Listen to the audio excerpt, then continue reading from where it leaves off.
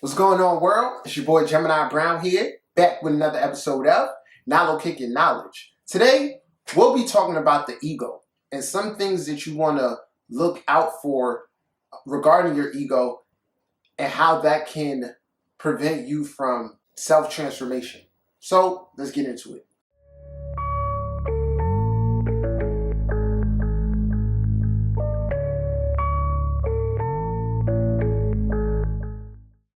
Now, many of you may know that I've been on this journey of not eating meat, and it's only been a little over 2 weeks.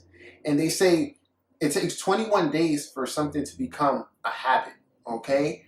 And during this process, it's something that I think is inevitable on the spiritual journey. At every level, you have to shed old skin. You have to do away with an old facet of yourself. And really the thing with the ego is that those parts of you that you're used to identifying with is your ego. So when you do away with those parts, your ego finds ways to hold on to that part of yourself, okay? So within every skin that I've shed, I've noticed how the ego operates. And it gets to a point where you're literally, because think about it, we're vibrating higher, right? And the ego is at one particular vibration. So when you start to vibrate higher, your awareness can now shine down and see how the ego operates, okay? So for anybody on your journey, try to be mindful of this, okay?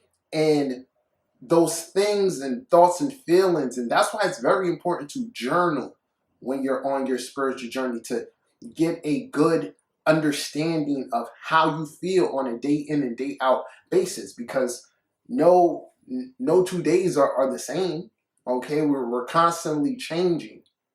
So I'm saying all this to say, one of the first things you need to understand is that when you're attempting to transform, one of the ways in which your ego keeps a hold on you and forces you back into old habits is through your emotions and emotional responses of moodiness, anger, boredom. Though we're going to go with those three, okay? And depending on the particular thing that you were trying to let go of, it may be harder to bypass those reactions, okay? So understand, like let's use smoking as an example.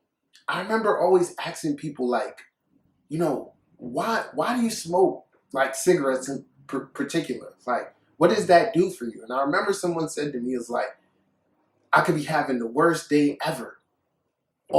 Everything is hectic, you know, I feel out of sorts. But for that 10 minutes that I'm smoking that cigarette, everything is all right in the world. So what we can deduct from that is that there's an emotional tie connected towards not the chemicals of what it's doing to your body, but I think it's just the comfortableness. And we could equate that to like a child and a pacifier, okay? Or a child and a stuffed animal.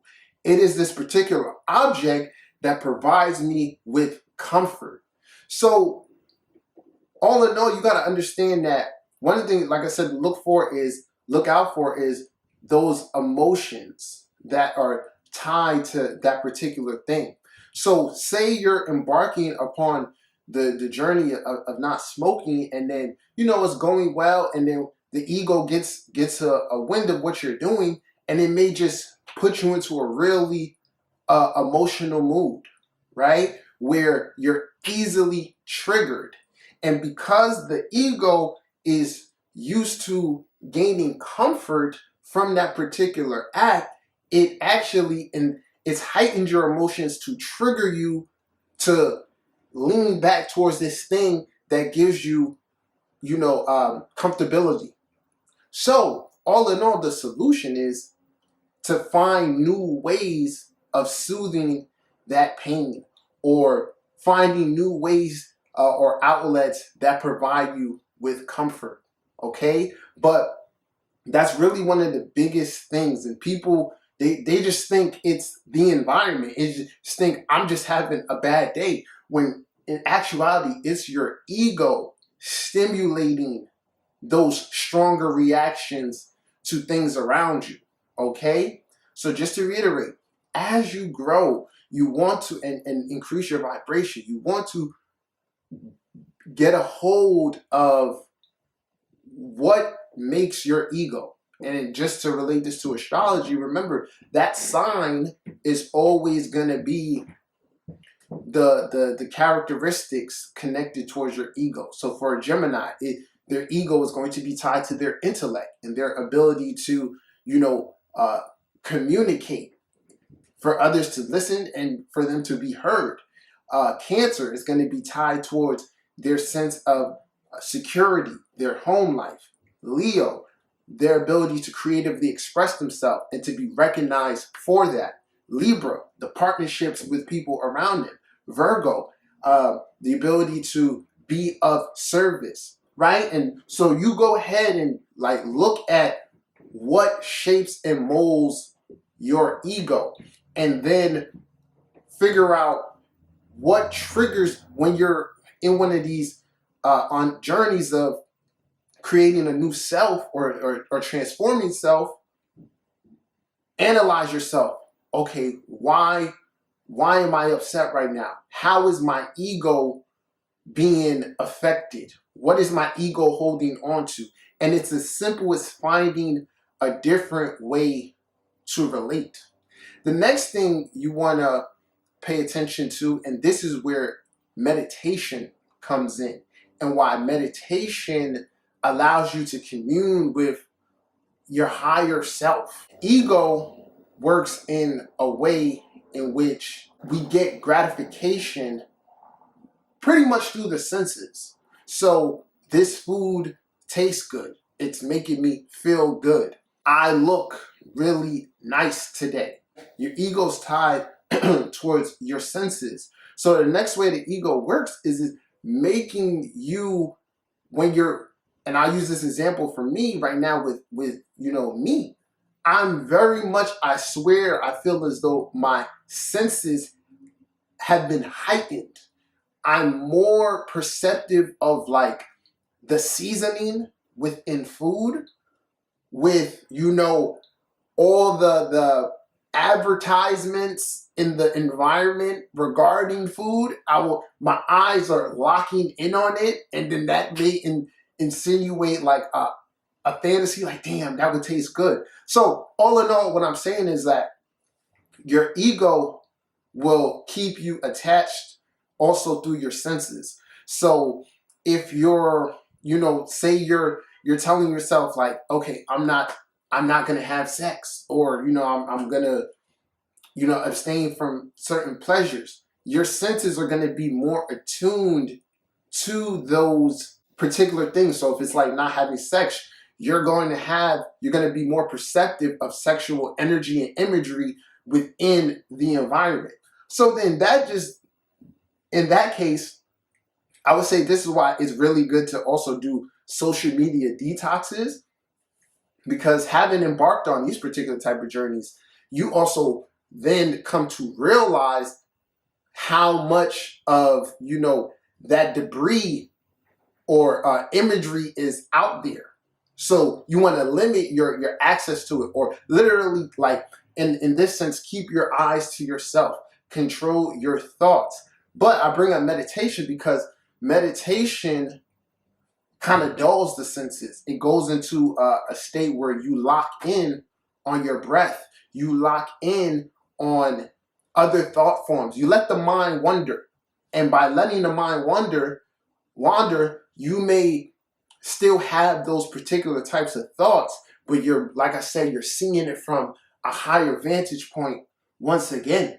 Okay? The third way, it kind of goes back to that emotional thing. It really boils down to boredom. When you're leaving an old habit, it is just that, a habit, something that you were used to doing. So by letting that thing go, the ego feels bored. It feels like I don't know, what I should do with myself because I'm so used to doing this thing, and it can become fixated upon that, which will lead you, back down there. And this is as simple as cultivating new habits. There's an old saying that says, replace one addiction with another one. Obviously, in this case, you just want to make it a more positive one, okay? And just as a word of advice for anybody trying to overcome, any addictions or bad habits, one thing that I always say is that you have to trick your mind. And the more you study the mind, you'll realize, especially the subconscious mind, it can't differentiate between what is real and what is not. So going back to like smoking, right? I always tell people who are trying to stop smoking, do exactly everything you would do except smoke. So if you you may even need that pack of cigarettes, right? Because it's providing the mind comfort. It's like, okay, well, it's here. Then it boils down to free will, right? But then you will also go, if you have a particular spot that you smoke in, go ahead, go to that spot. Do everything. Allow yourself to go through the motions, and you will realize a lot of these things aren't physically dependent upon doing this. If you don't smoke, if you don't eat, if you don't partake in that habit, you aren't gonna die, right? So it's literally, as you grow, you understand the mind more, and the mind is where a lot of the battle is fought. Okay, feel free to chime in, comment, let me know what you think. If you haven't subscribed to my channel, you could do so now. If you need a reading, holla at me. Till next time.